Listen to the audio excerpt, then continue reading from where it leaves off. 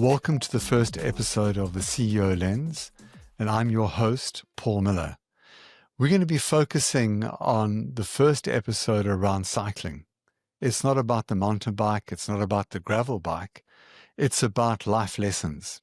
And particularly in this month, where we're talking about men's health, we'll be chatting to Matt Beers to get some insights, some learnings on how he's built resilience and overcome challenges and continue to perform above the best of all of them.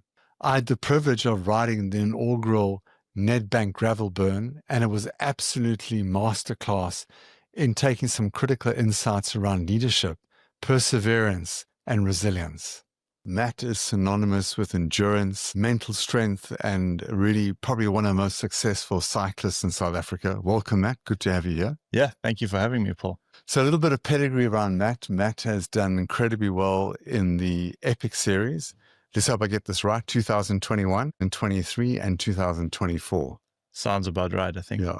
Keeping the Europeans out and keeping it in Africa. Yeah, exactly. Matt's also an incredible advocate for gravel racing. I know you've been pushing that agenda for us. You did a lot of racing in the US and came back. And I think you've also now just won the inaugural gravel race. Yeah, I obviously saw the trend for gravel, like lifting quite early on. And I really wanted to kind of, jump on that ship before it sailed away. And I knew it would eventually come to South Africa. We have beautiful roads here. We can showcase our country, and I'm glad, the gravel burn has come up, and to win the inaugural one with helping Kevin in the very early stages with it's very cool. It's like a very full circle moment. Proud moment for all of us, right? Having a South African win it. A stacked field, a difficult field. Yeah, for sure. I mean, I always want to keep the flag at the top of the leaderboard, and it's not always easy, especially being at home. There's a lot of pressure, but you just get on with it and do what I can and try and control. Sometimes it works, and glad it worked this time.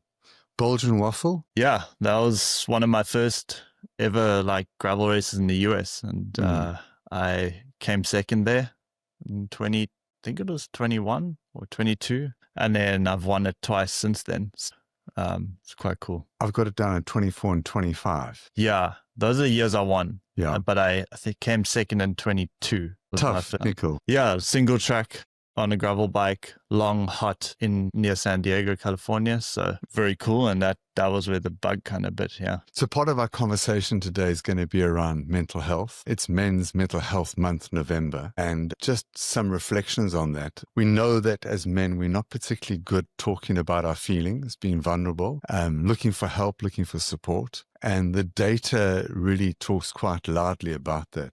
Men are least likely to be diagnosed with depression and anxiety, but probably 4 times more likely to take their lives. In fact, 75% of all people that commit suicide in South Africa on an annual basis are men. So we're not really great at talking about our feelings, and sadly, we're also very poor at reaching out for help. So part of today's conversation is really to help people build and learn some skills from you, Matt, because I think resilience, strength is so much part of what you do. Yeah, it's obviously crazy stats. It's not something to be proud of at all, but it is a reality. But yeah, I think for me, obviously sport has been a tremendous help for anxiety or depression for myself. I rely on, my friends around me, the community of cycling, riding my bike with mates. But just talking about it can be any little issues. It doesn't have to be vast, but I think as long as you're chatting and just have someone else to chat to. And hopefully we can kind of build a bit of awareness on how, sport can also help, and just maybe bringing you together closer with friends. And I think it can all contribute to helping men in an easier way than going to a doctor or something. Yeah. We've been trying to destigmatize the conversation. If you're suffering from depression, you're suffering from anxiety, maybe you're having a good day, not a bad day.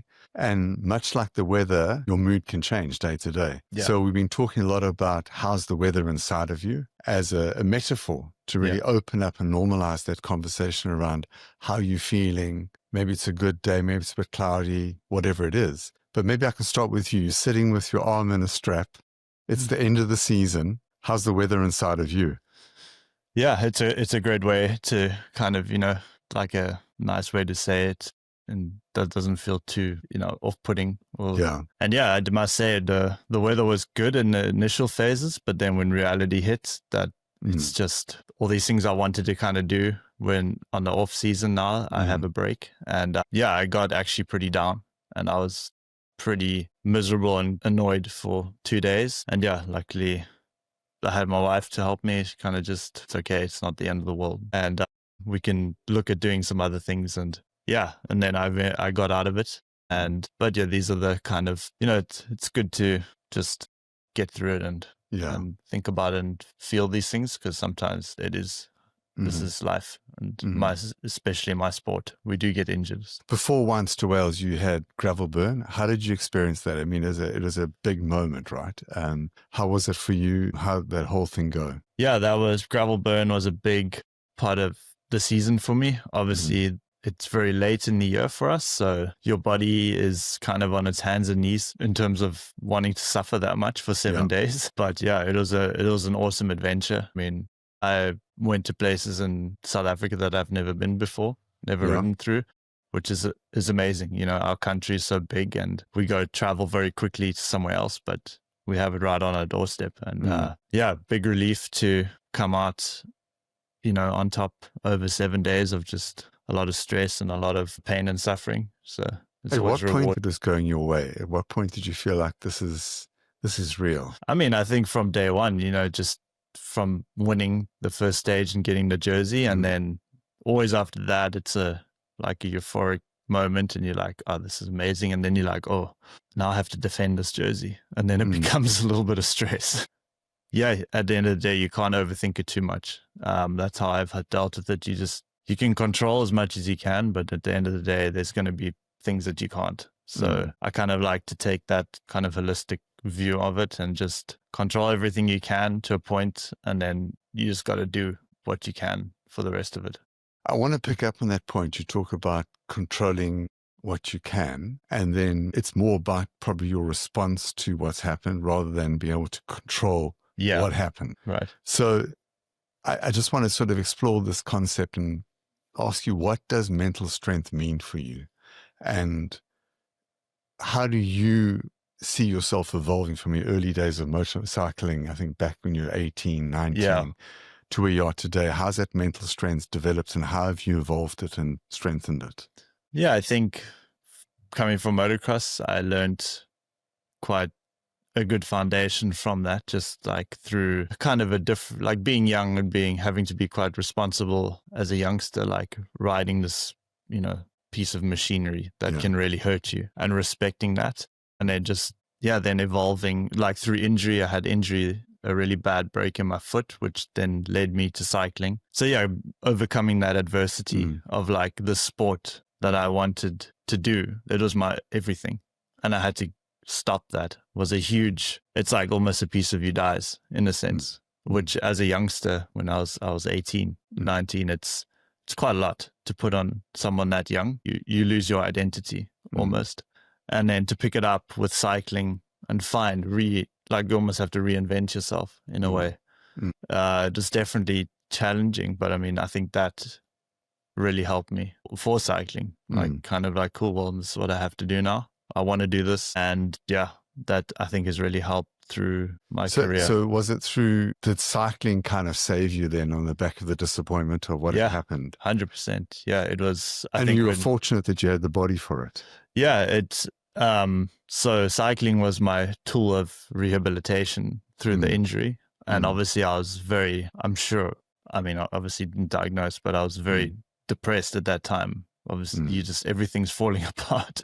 And yeah, I think I use the cycling as rehabilitation and my escape. And I think that just evolved into what I'm doing now, and why I kind of just am completely addicted to it. So moving through many, many years now, lots of successes, probably one of the most successful cyclists we've ever had in South Africa. You've dominated the off-road sector, all the way from mountain biking, gravel, all of it. But yet you still have the disappointments. You still have the crashes. You're sitting here with your arm in a sling. How do you process that? How do you once you've had it, you spoke about those 2 days. How do you get yourself out of that dark zone? Because the next race is building, right? Yeah. And you got to get ready for it, or the next stage is ready. How do you do that? How do you pull yourself straight? Yeah, you definitely encounter these like huge highs and lows in the sport. Like last year I had a really good season. Pretty much everything went well. And then this season was a very, up and down and turbulent in terms of my, like, Epic was a disaster, which I put a lot of effort into. Then in the middle of the year, I just couldn't, I put all this work, altitude camps, like a lot of sacrifice away from my wife and family, money. And yeah, it just all went, nothing ever happened. And yeah, that's when you really just got to be like, okay, this is hard work sometimes. There's no point dwelling on it. What does that get you? You just need to look forward, look at the future and be like, okay, what can I improve going forward? Forget about that. It's done.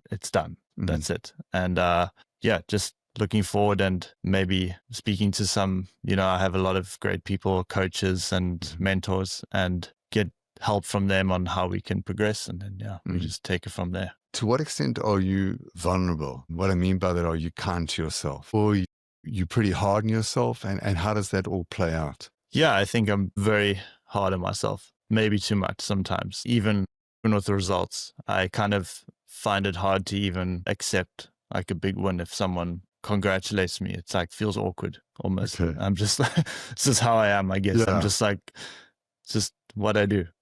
It's how it's fun. In the bit moment. Of perfectionism. Yeah, for sure. And I don't like to, I'm just a normal guy. I love riding my bike, and these achievements are amazing. And I do sometimes have to look back and kind of be like, oh, actually did a good job there, not just brush it off. But yeah, we all handle these things like differently as people. But yeah, inherently I am hard on myself. And I think that has contributed, being a perfectionist in training and to my success. So just picking up on that mental balance that you're speaking about, and you mentioned a little bit around your team. And I suppose part of building that resilience is building structures around yourself, processes, team, in order to set you up for success for a season or for a race, right? Yeah. So how do you go about doing that? How do you get that? Because it's not just you out there.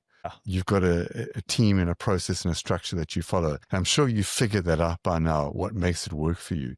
Do you want to unpack that a bit? Yeah, so obviously your support system is huge, and how, you have the people behind you backing you, like Specialized and Toyota, who are my two major partners. And then having my teammates, I obviously have a unique scenario where I have like the team here in South Africa, which is Toyota Specialized. And then I have Specialized Off-Road in the US, which is the global off-road team. So between those two, I have great support systems via, teammates, we always have fun. That's a big one for me, is just keeping it light. I don't like to have a lot of stress, but also in the same way, being prepared with like the mechanic, the equipment, travel. Like there's a lot of things you need to have dialed and made sure that you can be the least stressed getting to a race. Are you quite particular with that in terms of what must happen when? Not, or do you trust the people around you to get it done? I trust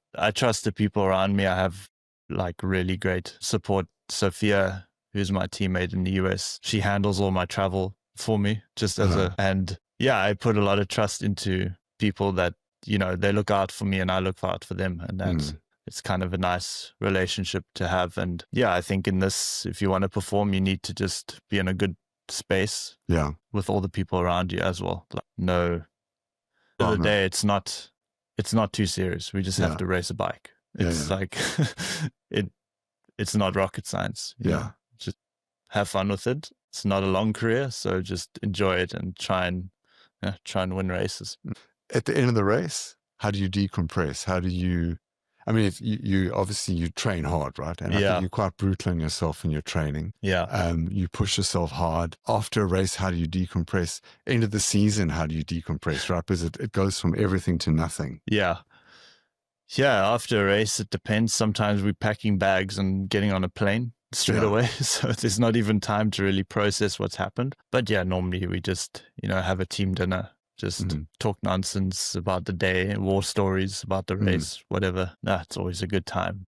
Just kind of to shut off a little bit and just enjoy what you've achieved or not. Doesn't even matter. So yeah, it's always important just to dial it back a little bit and enjoy the moment that happened, whether it was good or bad. Yeah.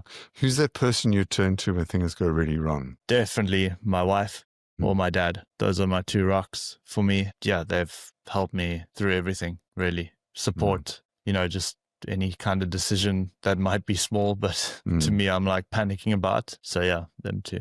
Yeah. I think even in a work environment, having a team around you that you can trust and that believes in you is so critical, and creating that psychological safety with them and them with you. Yeah. But I agree with you, having that one or two person that you can be completely vulnerable with. Yeah. And just have that conversation. Yeah. Without any judgment or consequence. Yeah, exactly. I think it's super critical. And a different perspective. I think that's been my biggest thing, is because I have one perspective of a scenario, but then someone from the outside has a complete different, and you can kind of pull parallels on both sides. And that really helps, I think, sometimes. We spoke a little bit around your races, your success, your training, or year end. How do you find that balance between when to push and when to pull back? Because that's critical, right? That sense of, even in a race, you can't just go all out. You got to have a tactic, you got to have a strategy, when to respond to someone, when not to respond. How does it all work, right? Because that's probably the biggest part of your success. Yeah, I think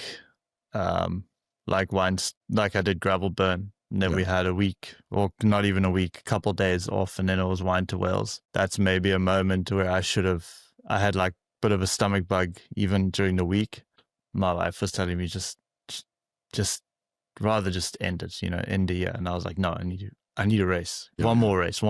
And then boom, collarbone concussion. So there's maybe a moment where I should have just been like, you know what? It's been a great year. Big high. Yeah. And just stop. I didn't need to do it.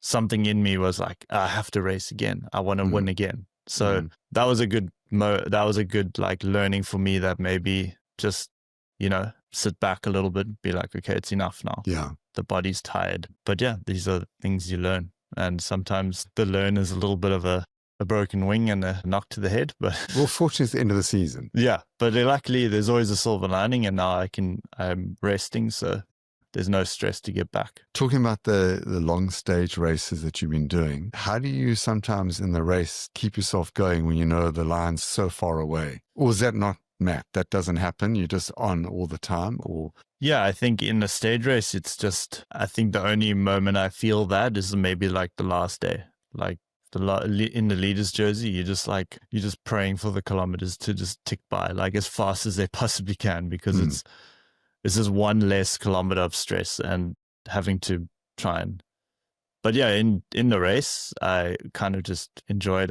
I just race it like it's a 1 day race. I try not to look too far ahead into like over analyzing the days to come. Yeah. And yeah, you just race in the moment and tackle whatever comes your way during that period. I want to just do some rapid fires with you, if that's okay. Any answer is a good answer. First thing you crave after a long ride? First thing, probably any sort of like salty or sweet food, depending on how how bonked I am at the end. What is your typical go-to?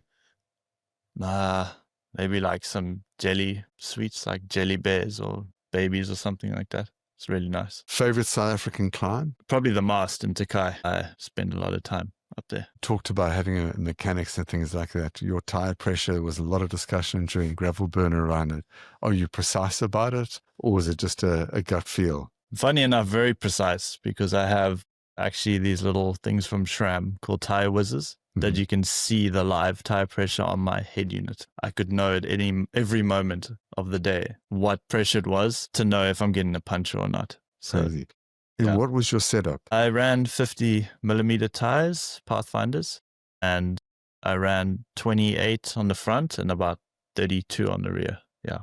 And you were happy? Changed slightly from day to day, but eventually it kind of just was working, and it was good. The terrain mainly stayed the same. When you work out, do you use music, no music? Yeah, always music. Whether it's a lot of podcasts and music when I do intervals. What podcast do you listen to? A lot of cycling, health, fitness podcasts. Yeah, I like it. Just kind of, you may as well learn something while you're out there, not just be like numb. Yeah. Yeah. You've ridden around a lot of the parts of the world. Is there a dream destination you haven't got to yet and it's on your bucket list? Yeah, maybe. I've never been like kind of east, like Australia or, Japan or, China, Taiwan. That would be kind of cool, I think, to go there one day. Big races out there, or would you just wanted to go and ride it? There's World Gravel Champs in Australia next year. So hoping I can go to that. And yeah, then like China, Taiwan, just the culture, I think is just so different to anything I've ever seen in terms of like America, Europe. It's kind of as far as I've gone. It'd be quite cool to just have heard great things. The last one on this one is Cape Epic or Gravel Burn. I think Cape Epic still in my heart is like, it's such a big event. But I think Gravel Burn it'll slowly kind of match. So we'll see. Maybe in a couple of years' time, answer will flip. And what next for Matt? What's happening? For now, it's kind of resting and just, decompressing after a long season, sorting out travel plans for next year, my calendar, racing calendar, and having a little bit of a holiday. And then, start racing again, maybe end of Jan, February in Spain. Yeah, be one of the first races. And you're going to be going to the States again and racing out that way? Yeah, I'll be going to the US much like this year. Very similar schedule, kind of, going there from April and then back and forth until October. So, yeah. Fantastic. Matt, thanks so much for your time. I really appreciate it. And I hope we've moved the need a little bit in terms of just helping people build resilience, build different sort of ideas and concepts around strengthening themselves. And really thank you for your vulnerability today. Yeah, thank you for having me. And it's been a great talk. And hopefully someone gets something out of it. Yeah, quick recovery on the shoulder. Thank you.